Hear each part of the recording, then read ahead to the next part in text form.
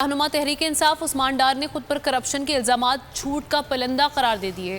تھانہ anti corruption میں پیشی کے بعد کہا کہ پی ٹی آئی کے کارکنان کو جھوٹے مقدمات میں پھنسایا جا رہا ہے۔ جس منصوبے میں کرپشن کا الزام مجھ پر لگایا گیا اس کا افتتاح خواجہ آصف اور سابق میئر نے کیا تھا۔ خواجہ آصف سن لیں، وقت بدلنے والا ہے۔ عمران خان 3/4 اکثریت سے اقتدار میں آئے گا۔ ورکر کے ساتھ جو سیالکوٹ میں کیا جا رہا ہے، ان کا استحصال کیا جا رہا ہے، ان کے اوپر جھوٹے مقدمات درج کیے جا رہے ہیں، ان سب کا انشاءاللہ تعالی حساب ہوگا اور سود سمیت واپس لوٹائیں گے۔ ایک اپلیکیشن اور اوزنا بھی شخص نے یہاں دی تھی، یہاں لائٹوں میں خرد برد ہو گیا ہے یا لائٹوں کے مسئلے مسائل ہیں، اس کے لیے بھی ہم نے جواب تو جمع کروا دیا ہے۔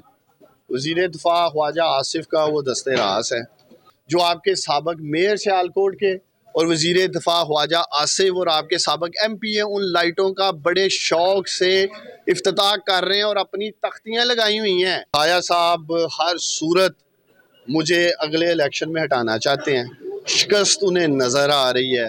کان کھول کر سن لو خواجہ محمد آصف اور جتنے بھی تمہارے ساتھی ہیں، وقت بدل کے رہنا اس ملک میں اور وقت آنا ہے عمران خان کا۔ 3/4 اکثریت سے میرا لیڈر عمران خان واپس آئے گا۔ ہوائے نفس کی ہے حکمرانی، لٹیرا کر رہا ہے پاسبانی۔ بول نیوز کے مارکیٹنگ ہیڈ آکاش رام تاحال لاپتہ، تفتیشی ادارے جواب دینے سے قاصر، اہل خانہ پریشان، بیٹے کی جدائی میں ماں غم سے نڈھال۔ جو بچو ہندو پر آئے تھے جو کو پاکستانی مجھے مہربانی کرے پنجو آکاش واپس کयो۔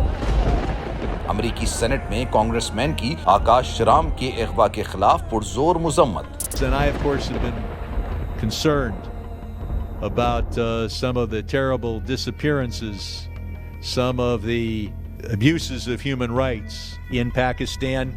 یونائٹڈ نیشن نے بھی آکاش رام کی بازیابی کے لیے مؤثر اقدامات اٹھانے کا عندیہ دے دیا۔ مشکل کی اس گھڑی میں عالمی میڈیا سمیت انڈین میڈیا بھی چیخ چیخ کر آکاش رام کی بازیابی کے لیے آواز اٹھا رہا ہے۔ عالمی صحافتی تنظیم اور انسانی حقوق کی عالمی تنظیموں کی بھی آکاش رام کے اغوا کی مذمت۔ اف کیا ظلم ہے، بول انصاف کا منتظر۔